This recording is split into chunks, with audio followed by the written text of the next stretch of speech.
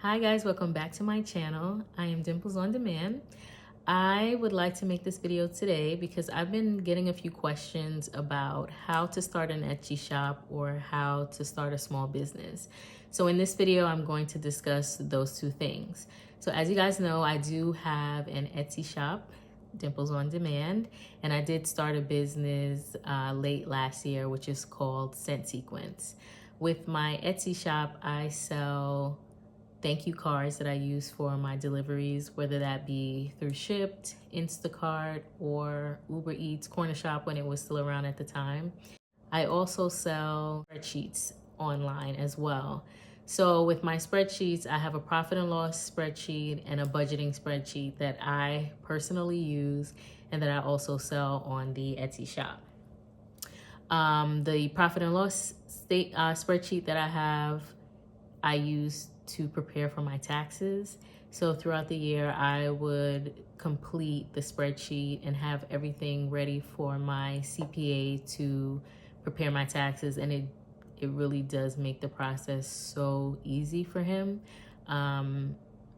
He's never complained about the spreadsheet because it doesn't require much. All the information is there for what I've made throughout the year. And it is easy to lose track of those things, especially when it's March and taxes have to be submitted in April. So yes, I'm gonna go through the Etsy shop, how I came about creating it. Actually, I was encouraged by A Journey with T, Gig Life, and Driving with Jazz to really create the Etsy shop.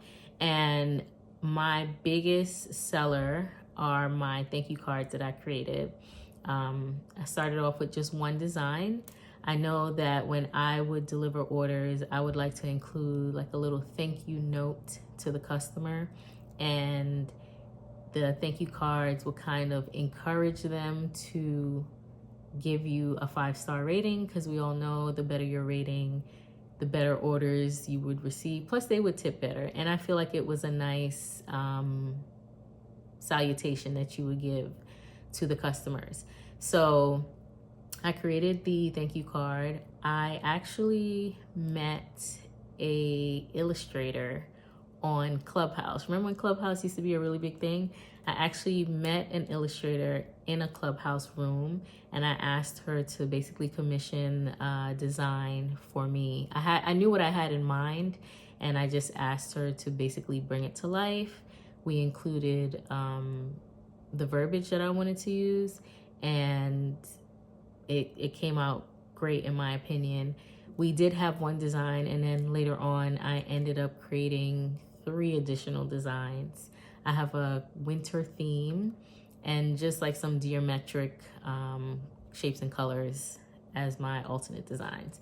And honestly, the feedback that I receive when I complete orders, it really is a nice touch. Like, it shows the customer that you have gone above and beyond, and they remember you. You know, they plenty of times have increased their tips.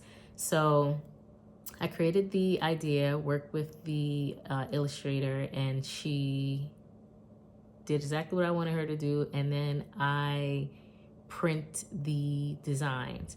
So I wanted to sell the thank you cards in different tiers. So I do have like a $25 tier. It goes all the way up to $50, and you get a different amount of cards. Of course, the more you buy, the more that you save.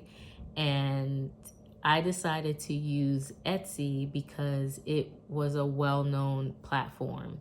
Etsy pretty much sets everything up for you. They help with shipping, they help with marketing, and most people go to Etsy. I'm not gonna say that it's the most cost-effective way to do business, because I know there are other sites such as Shopify and Redbubble that people will utilize, but this is just what I chose. So yes, Etsy does pretty much everything for you. There are fees that are associated with having this account, and it's up to you to decide on if you're comfortable with paying those fees, or if you can find a cheaper option, then you'll just go that way. So the first thing I would recommend if you wanted to create an Etsy shop is to figure out exactly what you're going to sell. I think that it is important to not necessarily have a theme, but to sell, number one, things that people are interested in and something that you want to sell. Just don't sell to sell, but think about what it is that you're going to have for sale on your shop. For me, it was going to be related to gig work because that's what my brand and my channel is about. So I am selling things that are just related to gig work. One person reached out to me and said that they were interested in selling fitness products, which is great. Some people sell jewelry, some people sell candles. It doesn't matter what it is, but you need to figure out what it is that you're going to sell and don't overload the shop, because you might have 100 different listings, and that's going to be hard for someone to navigate through. You ever gone on websites like Shein, which they have wonderful things that are affordable, but I feel like Shein has so many items on that website. I don't think I've completely gotten through all of the items that are available. So you don't want your Etsy shop to be a black hole of never-ending products that your customers are not going to get through. So figure out what you are going to sell. Then I would say the next thing to do is decide on the name of your shop. For me, it was pretty simple. It was going to be Dimples on Demand because that is my brand. That's my YouTube channel name.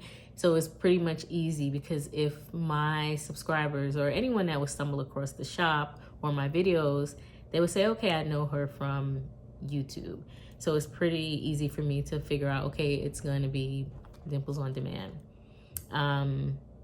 Once you decide whatever the name of your shop is going to be, I think it is important to create an email address that is associated with that shop. So all business inquiries will come to that email address. Your login, everything will just be cohesive if you associate an email address that's either the name of your shop or pretty close to the name of your shop. Then when I initially started, it wasn't even about like selling thank you cards. It really was me. I had merch that nobody bought. Like 2 people bought, 3. I'll say 3 people bought the merch that I had. I had mugs, I had t-shirts and hoodies and just things, that I thought people would be interested in buying, but it really didn't sell like that. So I started off with merch items, and I had a print on demand shop. So let's say you wanted to purchase a t-shirt. You would purchase through my store, but then it was linked to a print on demand shop, and they would do the work from there. They would print the item or create the item, box it up, and ship it out to be mailed to you, which is great. And I think it works for most people. What I did not like is the cost of producing the product, and plus nobody was buying it. So it kind of, it would work for some people, but it didn't work for me. But that is an option if you wanted to do a print on demand shop, if you were creating items. If it's high volume, it's probably the best thing for you to do is use a print on demand shop. I have a Cricut. I probably could have created those items myself, but again, no one was buying it, so it doesn't matter. But let's say you were going that route. I know people sell like doormats, which is something that I kind of want to do. People sell doormats, mugs, and stuff like that, t-shirts. And if you have a Cricut, you could create it, but you just have to follow it through the whole way. Another thing you should consider is how many items are you going to list on your storefront. Like I said, you don't want to overwhelm the consumer with hundreds of items. And then you have to remember that you pay for listing the products on Etsy. And that could range from like 20 cents to, I don't know, $1. Depends on what the item is. I believe it's generally 20 or 40 cents, something like that. And with every sale that you make on Etsy, you do pay a relisting fee. You pay, Etsy gets a chunk for just the marketing portion, and then Shipping, they'll take from your pool of revenue that you have. So you have to consider those factors as well. Another thing, if you're not going the print on demand route, you need to make sure that you are staying updated with the supplies or the stock that you have. It can get away from you very quickly if you're not paying attention.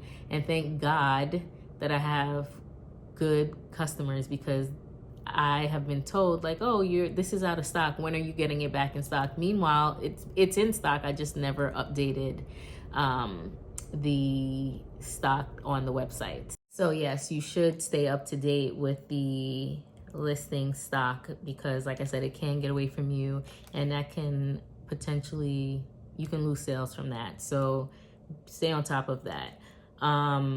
Another thing you need to consider is, how are you going to ship these products out? Like I said, Etsy does have a like a deal with USPS or UPS, and you can ship your items out through them. And when you purchase shipping through Etsy, you do get the shipping rate at a discounted cost. Now, this has happened to me several times. What I did was I weighed it. Of course, it's by weight. Shipping is generated by weight. So I weighed products and estimated what I thought the shipping cost would be. And I would print out a label, I would ship the item, then Etsy would send me a notification stating they've added on to whatever I thought the shipping cost was. It was not that. And they would add on the actual true amount. And that's fine. Like, it's never been anything ridiculous. Like, I thought it was going to cost $4 and it really cost $40. That's not the case. It's gone up by $2, $3. It just depends. And I'm okay with that, because that amount is deducted from your revenue that you're bringing in. And shipping material, you should at all times have boxes ready, or depends if you're shipping something that's fragile.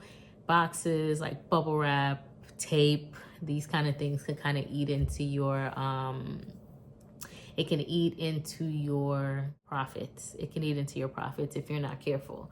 I like to recycle boxes. So if I order something online, I would just reuse the box, pack the items properly, and ship it out.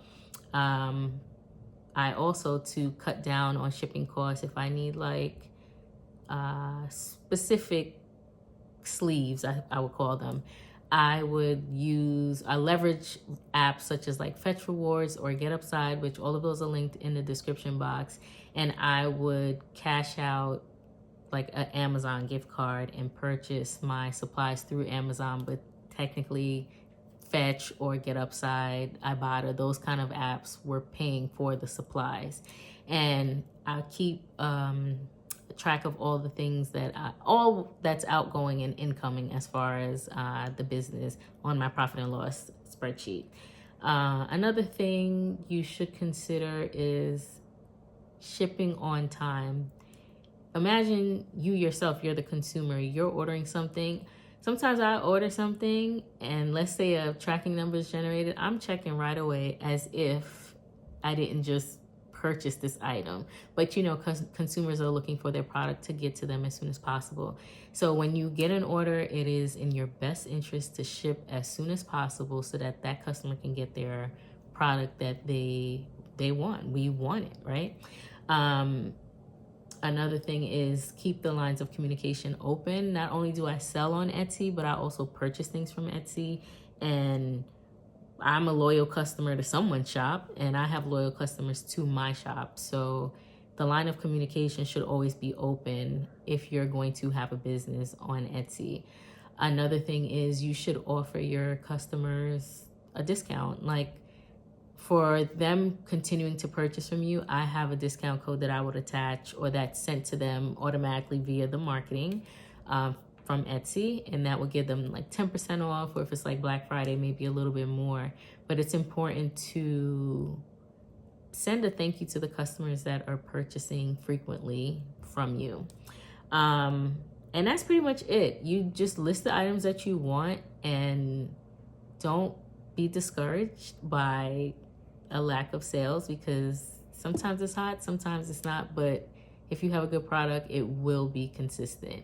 And you could always branch out. You can add, you could remove. I removed the merch that I had because, like I said, nobody was buying it, but the thank you cards consistently have been doing well on my shop.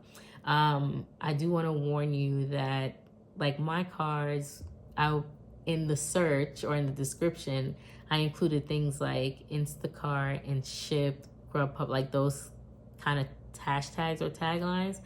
Well, honey, Instacart sure did come along and flagged me for using their name on my Etsy shop, and Etsy kind of put me, I want to say, on timeout for a month, to where I could still sell, but I couldn't be paid in the manner that I wanted to because of that flag. So if you're going to associate your shop with a big corporation, or items in your shop, just be careful about it.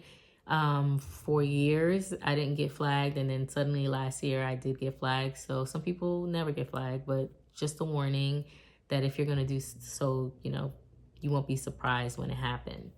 So that is pretty much it for the Etsy shop, and I would say just start.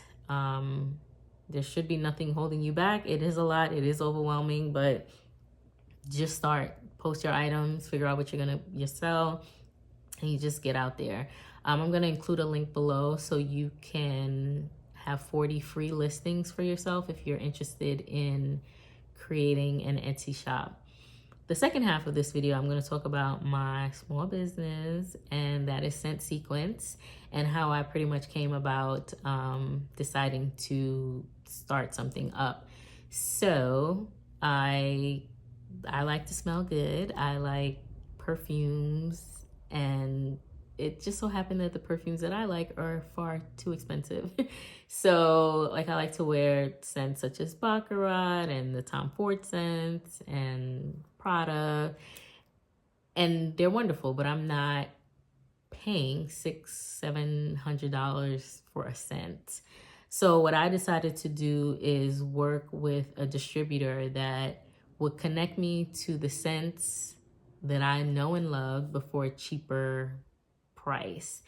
And I was able to source a distributor to create those scents and ship them to me at a wholesale price. And then I sell retail, but for like more than a fraction of, basically for free almost, if you're comparing it to the original scents. So I have my small business, and it's an oil-based product, but I also sell them in a spray form, because some people love oils and then some people just want to spray and go.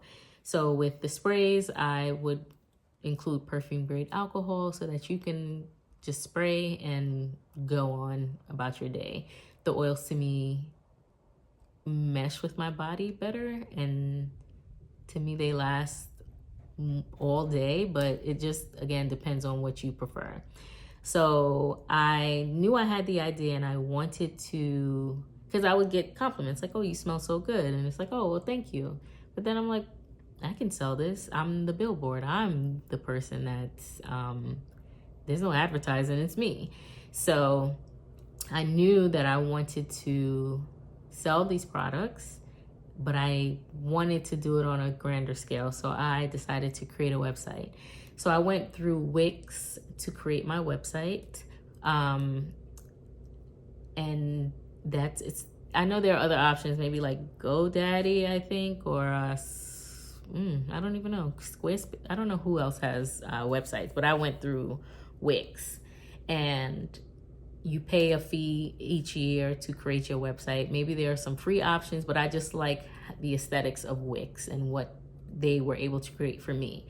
So I like the look of the website, the ease of the website, but you can go through anyone to get your website. And then I I needed to create a name. Just as with the Etsy shop, you have to come up with a name. I kind of toyed around with a few different names initially, but I settled on Scent Sequence because with most fragrances, you can mix different scents together to basically create a whole new scent.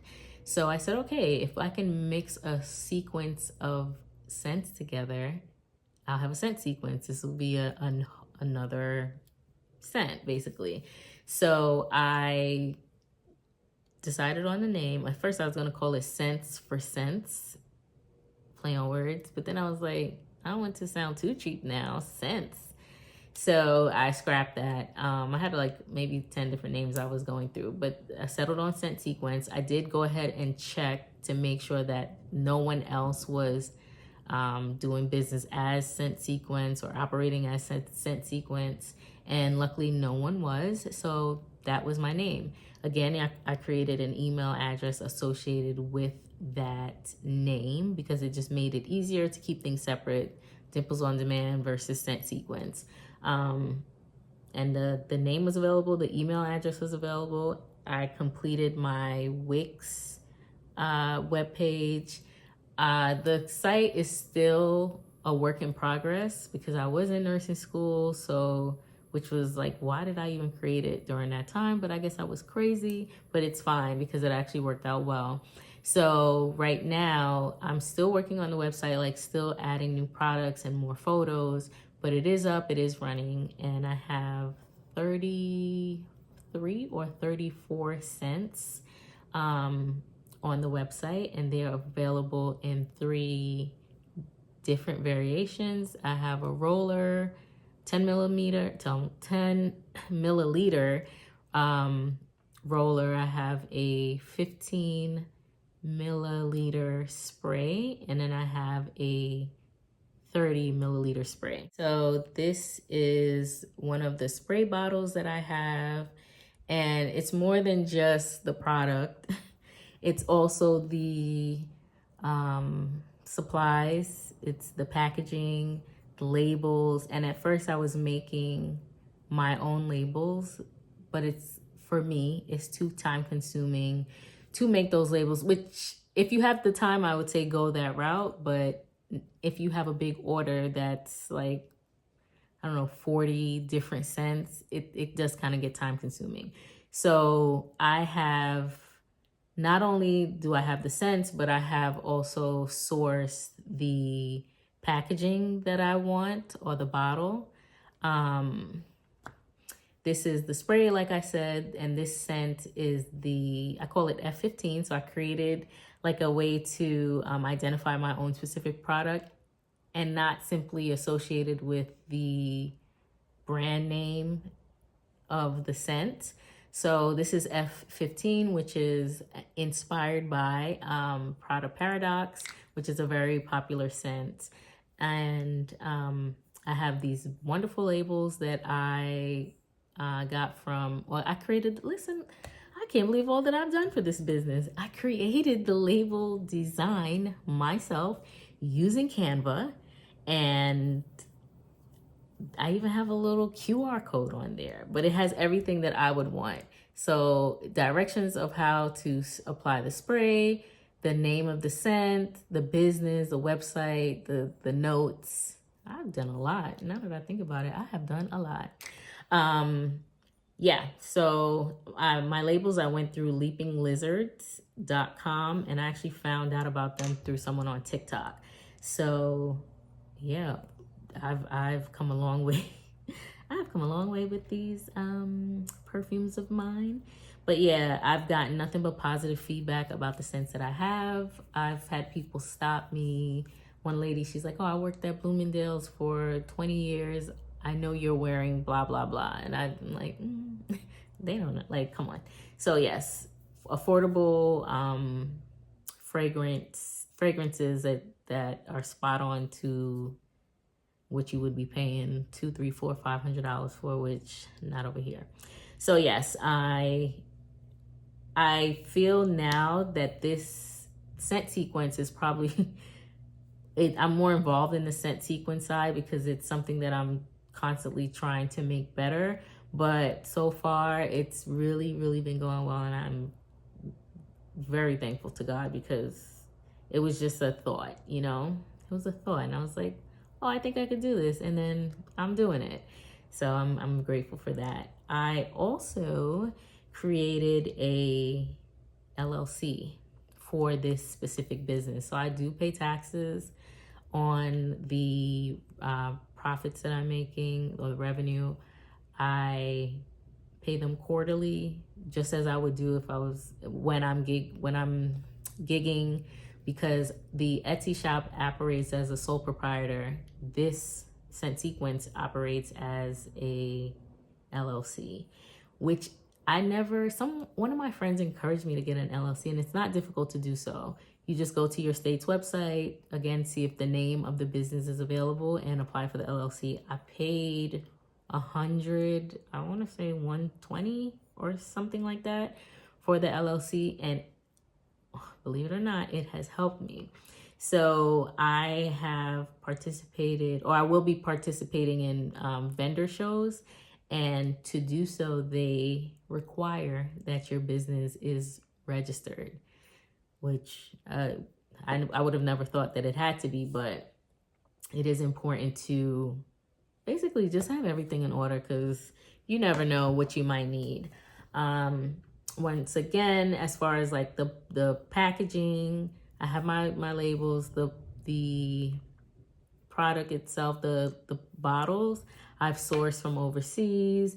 I have sample bottles in case people wanted to sample what the scent would be prior to purchasing. Every day I wear a specific scent, I bring a sample bottle with me, so that if someone says, oh, I like your scent, I could just say, oh, here's a sample. I've created business cards for the business. It's a lot, but I'm happy that I've done so.